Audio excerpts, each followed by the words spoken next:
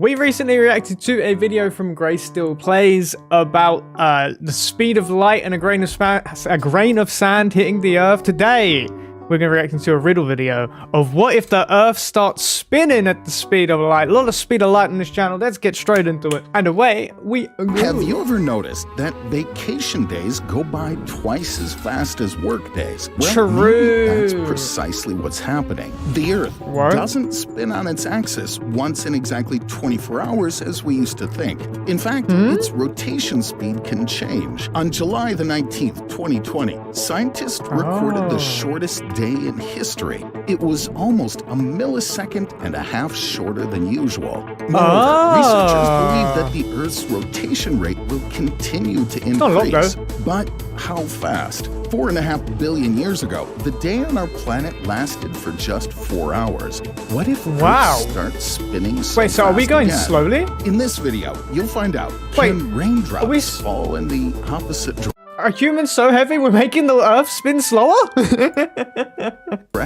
How to reach zero gravity on our planet, and what will happen to us if Earth starts spinning at the speed of light. I'm worried about what happens if it stops. At present, our Earth spins at 1,670 kilometers per hour. However, it's only if you live in the equatorial region. The closer to the pole we get, the lower the rotation speed. If your home is, let's say, Chicago, you spin on the axis of Earth at approximately 1,200 kilometers per hour. That's why, in case the rotation speed changes, the first people to notice it will be those living near the equator. For that, Earth needs to move only 1 mile per hour faster.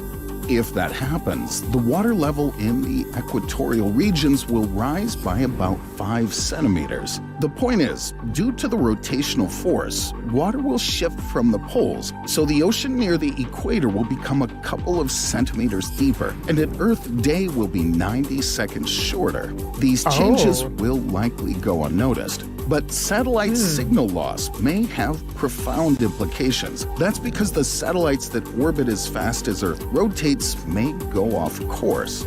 Satellite communication and everything related to it, including military operations and television broadcasting, will be just unable to function. It's fine, I don't watch television anymore anyway. To us if Earth starts moving 100 miles per hour faster? It may have much more extensive consequences for the countries near the equator. The water level will rise by 10 or 20 meters there. Amazonia will be completely submerged, as well as most equatorial regions. Floods will reach even northern Australia, and a day will last only 22 hours. Consequently, people will constantly suffer from jet lag until their biological clocks adjust to the new conditions.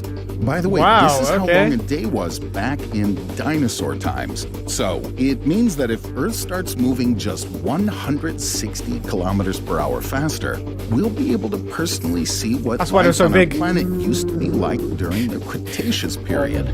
Do you feel like looking further back in time? Let's make Earth spin 2 times faster.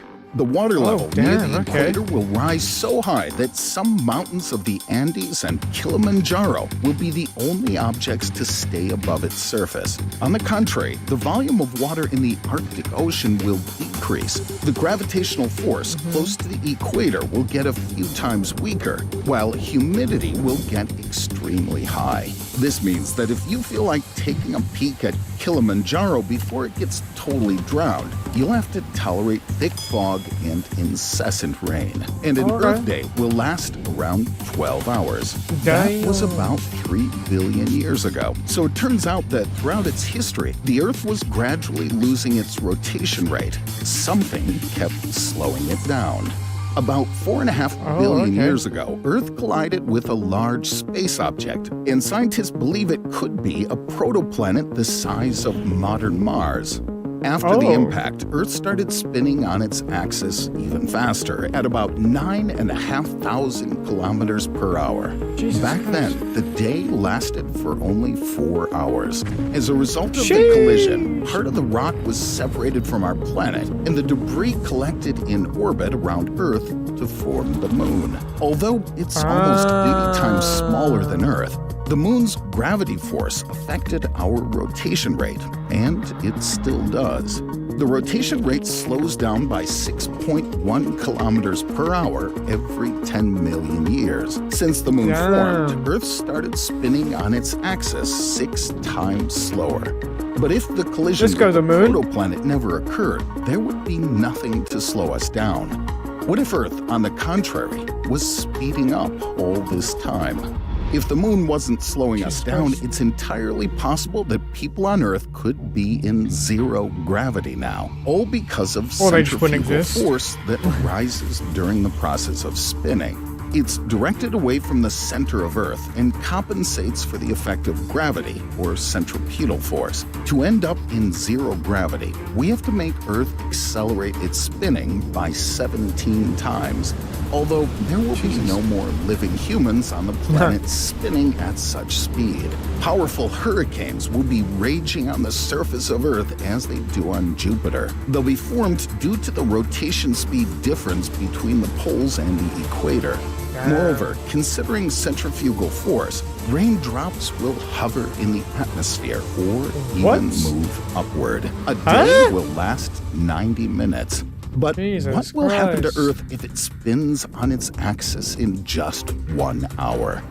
To do so, the planet will need to move 24 times faster and reach the speed of 40,000 kilometers per hour. At this stage, a continuous series of earthquakes will happen on Earth because its tectonic plates will shift, and the Earth's crust will smooth out at the poles and lift near the equator. Continents will bunch up, and violent earthquakes will obliterate the traces of our civilization. Nice. But what if we add some extra speed? What will happen if we accelerate Earth to the speed of light? Well, we've already gone, so it'd be nothing left. Its shape and shrink from the poles until it transforms into a thin disk. But the Flat Earth Society won't have enough time to celebrate that, as they'll get squished together with the planet. They're already dead, bro! It will last only 1/10 of a second, and time on the planet itself will stop. The centrifugal force will be so powerful. Oh, he's saying it if it just happened straight away. Torn to pieces and thrown into space. At the same time, the energy and mass of Earth will tend to infinity. Looks like a triangle. Can you see where this is going? Our planet will turn into a black hole.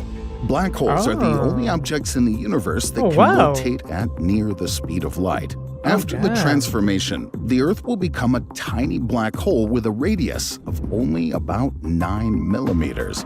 For reference, if our sun became a black hole, it would have a radius of about 3 kilometers. And the radius of the supermassive black hole in the center of the Milky Way would be 16 million kilometers.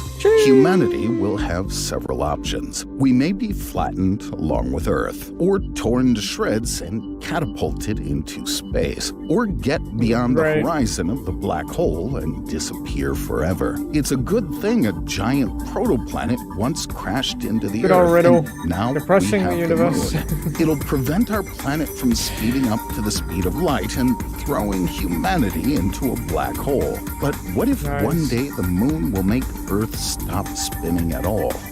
In that case, that's what I want to know. One hemisphere will suffer from terrible fires and droughts, and the other will be plunged into an ice age. We'll have to team up and start a survival colony somewhere in between. Now the black hole option doesn't seem so dark to me. Write in the comments what you'd go for, and see you in the next video.